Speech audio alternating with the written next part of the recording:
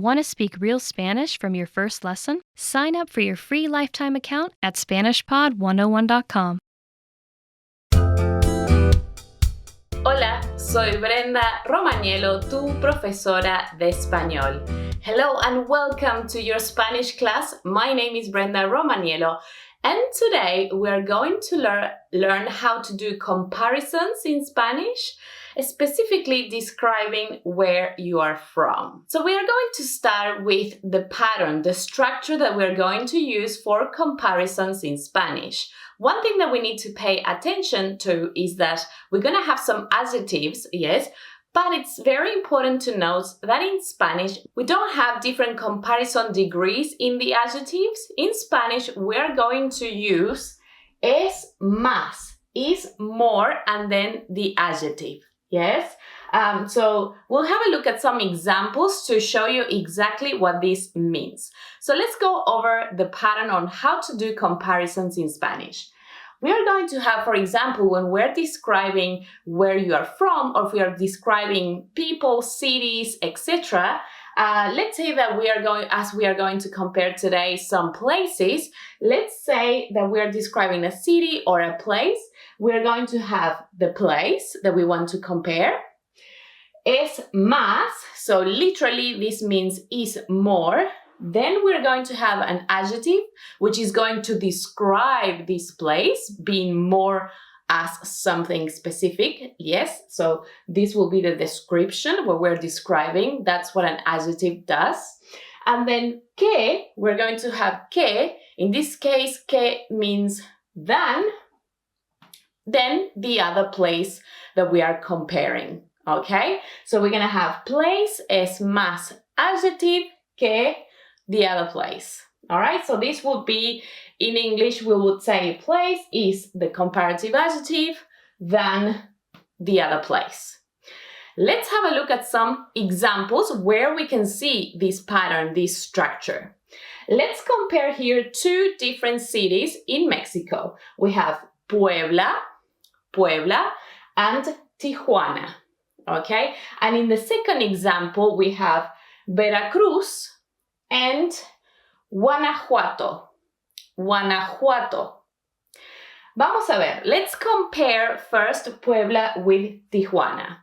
We can say that Puebla es más poblada que Tijuana. Puebla es más poblada que Tijuana.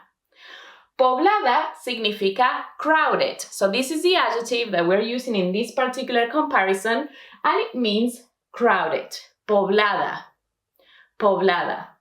Okay, so Puebla es más poblada que Tijuana significa Puebla is more crowded than Tijuana.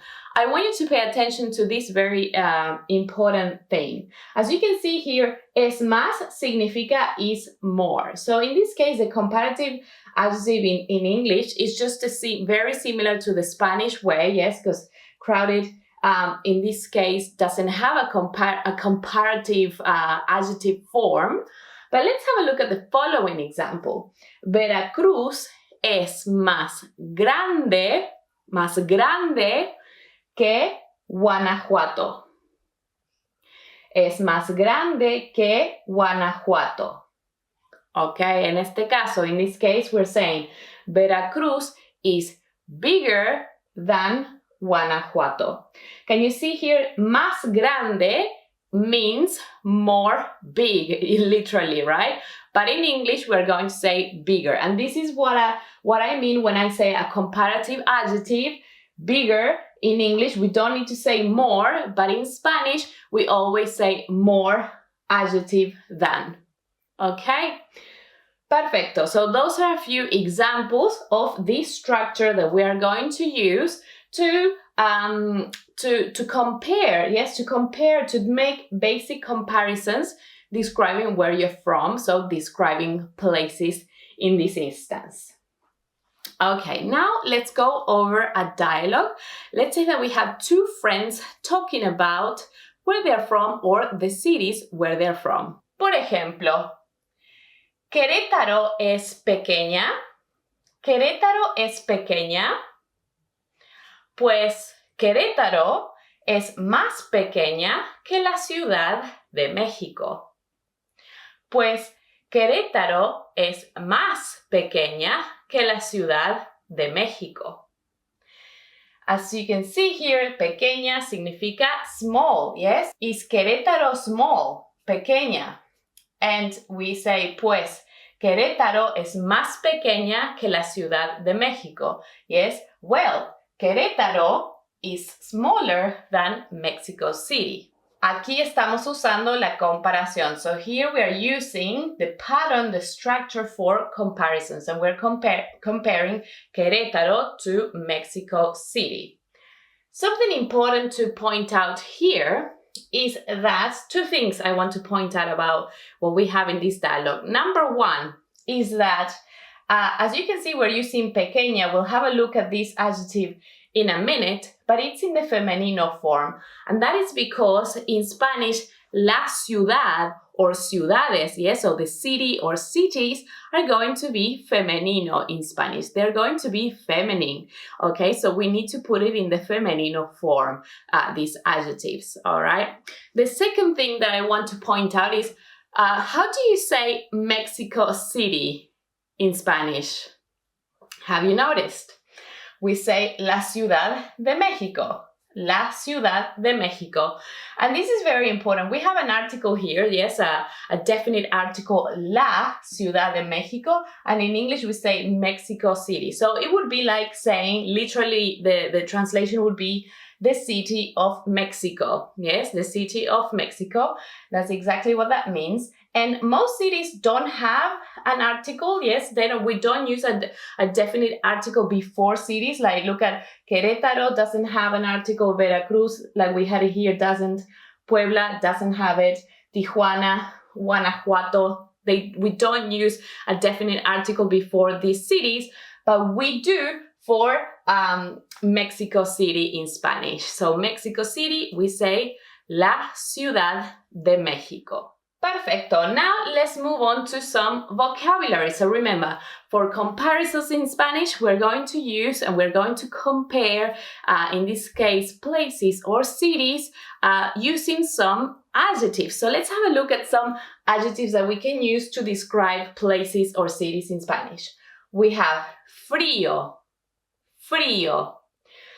Frío would be the masculino form, yes, so this will be the masculino form if we're describing something masculine, yes, frío. And fría would be the femenino form. Frío, fría. Frío, fría. Muy bien, that means cold. The next one is lluvioso. Lluvioso. Rainy, right? Lluvioso. Lluvioso is masculino. If we are describing a city, like in this case, we have to say lluviosa. Lluviosa. Rainy. Let's see. How do you say old or ancient in Spanish? Yes, old, ancient for a city. Antiguo. Antiguo. That's the masculino form. Antiguo. And the femenino form is antigua. Antigua. The next one, poblado. Yes, we had a look at this one when we were doing the first example. Poblado is the masculino form and it means crowded. Poblado. Poblado. Poblada. Poblada. Muy bien. And the last two that we have in the list for today is pequeño. Pequeño. So pequeño is going to be the masculino form and pequeña, pequeña is the femenino form. And that means small. Like we were doing it and we were saying it, we were using it with the example in the dialogue, no? Querétaro es pequeña. And the last one is grande. Grande. Grande means big. And we use it for both. So this adjective is neutral. We use it for masculino and femenino descriptions. So in this case, it's always grande. Grande. All right, let's repeat then. Repeat after me the vocabulary so that we practice pronunciation. Frío, frío, fría, fría. Lluvioso, lluvioso, lluviosa, lluviosa. Antiguo, antiguo, antigua, antigua. Poblado, poblado, poblada, poblada. Pequeño, pequeño, pequeña, pequeña. Grande, grande. Muy bien, muy buen trabajo. Very good job. Now let's review and practice. Do you remember how to say small in Spanish? Pequeño, pequeño. Do you remember how to say Mexico City in Spanish? La Ciudad de México. La Ciudad de México. And how do you say Querétaro in Spanish? Querétaro. Querétaro. Do you remember how to say Querétaro is smaller than Mexico City? Querétaro es más pequeña que la Ciudad de México. Querétaro es más pequeña que la Ciudad de México. How do you say cold in Spanish? Fría. Fría. And how do you say rainy in Spanish? Lluviosa. Lluviosa. How do you say old in Spanish for a city, to describe a city? Antigua. Antigua. How do you say crowded in Spanish? Poblada. Poblada. And how do you say big in Spanish? Grande. Grande. Muy bien. Very well then. That is all for today. That is our Spanish lesson, how to compare different places and cities, describing where you're from. I really hope that you enjoyed today's lesson. Thank you very much for watching, and I will see you next class. Adios! Want to speed up your language learning?